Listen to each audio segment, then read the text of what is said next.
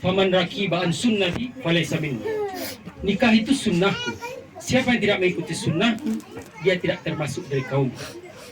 Para alim ulama, tokoh masyarakat, kaum muslimin dan muslimat, tamu undangan dan terkhusus kepada kedua mempelai yang dirahmati Allah. Di dalam Al-Quran ada 3 pesan penting yang Allah tegaskan bagi insan beriman, baik yang akan melaksanakan pernikahan, yang sedang melaksanakan pernikahan, atau yang telah melaksanakan pernikahan.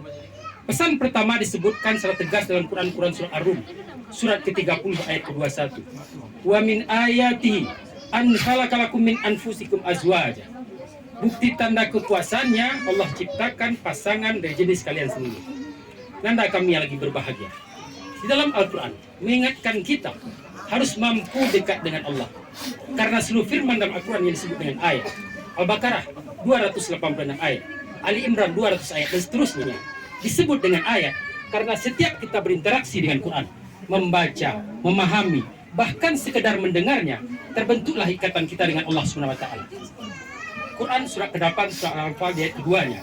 Innamal mu'minuna allazina iza zukirallah wajilat qulubuhum wa iza tuliyat alaihim ayatuhu zadatul imana wa ala rabbihim yatawakkalun. Sungguh orang mukmin yang sejati itu apabila disebutkan nama Allah bergetarlah jiwanya, dan apabila dibacakan ayat-ayat Allah maka bertambahlah keimanannya, semakin dekat dia dengan Allah SWT. Ada rumus yang sangat singkat dalam tafsir. Jika disampaikan informasi dalam Quran dan dibuka tegas langsung dengan lafaz ayat, maka informasi yang dimaksud bukan sekedar untuk menunjukkan satu peristiwa ataupun ketentuan yang disampaikan oleh Allah, tapi sekaligus ditujukan untuk membangun kedekatan dengan Allah SWT. Ayat pernikahan yang Allah buka langsung dengan diksi ayat seakan-akan ingin menegaskan puncak dari akad, puncak dari nikah tidak lain untuk membangun kedekatan dengan Allah SWT. Karena itulah para ulama mengatakan, jika seorang yang telah berumah tangga belasan tahunkah, puluhan tahunkah, tapi tidak semakin dekat dia dengan Allah, berarti dia tidak tepat dalam rumah tangga. Kedekatan dengan Allah ini bahkan Allah jadikan sebagai kunci pembuka dari 3 hal yang diidam-idamkan bagi yang berumah tangga. Ketenangan dalam rumah tangga disebut dengan sakinah, limpahan harta yang penuh cinta disebut dengan mawaddah, perhatian yang dalam disebut dengan rahmah itu litaskulu ilaiha wa ja'ala bainakum mawaddah wa rahmah. Samara, sakinah, mawaddah, wa rahmah tidaklah Allah sampaikan kecuali kuncinya bukan membangun ayat kedekatan dengan Allah SWT. Banyak yang menambahkan samara, bahkan menuliskan di pintu rumahnya. Tapi anehnya Allah sang pemilik sakinah, Allah sang pemilik mawaddah, Allah sang pemilik rahmah tidak ia dekati. Dan begitu banyak hamparan ayat-ayat dalam Al-Quran yang menjanjikan bagi insan beriman yang mampu meningkatkan ibadahnya dan ketakwaannya kepada Allah, Allah akan mudahkan, Allah akan ringankan, bahkan Allah akan berikan kenikmatan dalam rumah tangganya. Quran surat Talaq surat ke-65 di penghujung ayat kedua di awal ayat ketiga. Wa may yattaqillah yaj'al lahu makhraja wa yarzuqhu min haitsu la yahtasib. Barang siapa yang mampu meningkatkan ibadahnya dan ketakwaannya kepada Allah, Allah akan berikan solusi dari problematika kehidupannya, dan Allah berikan rezeki dari tempat yang tidak pernah ia dudukan.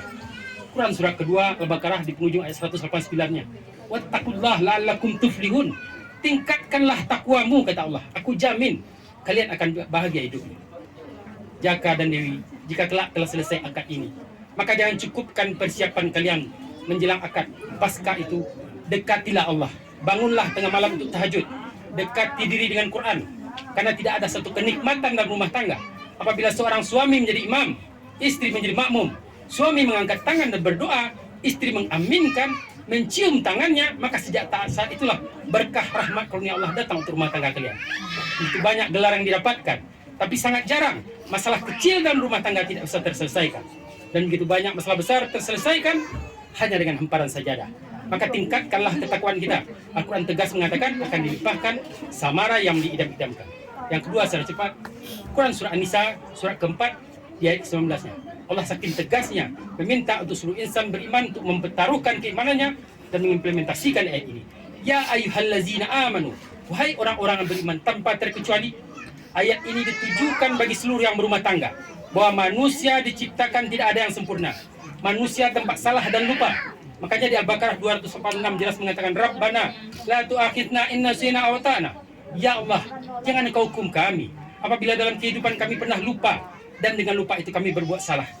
Boleh jadi setelah kalian berumah tangga, apa yang Jaka lihat kepada diri tidak sesempurna itu, tidak seideal itu.